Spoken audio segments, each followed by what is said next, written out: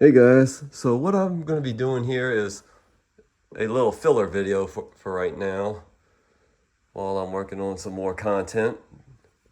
So I decided to do a random video of me vacuuming with the Eureka Bravo boss.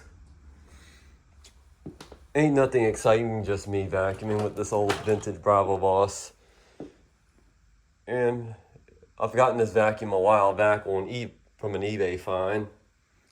And this one is still, when I got it, was complete with all the attachments, of course.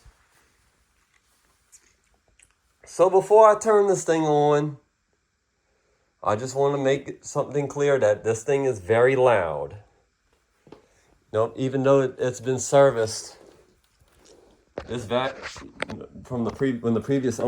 when the seller has got this vacuum serviced, it is very loud, so you want to keep in mind.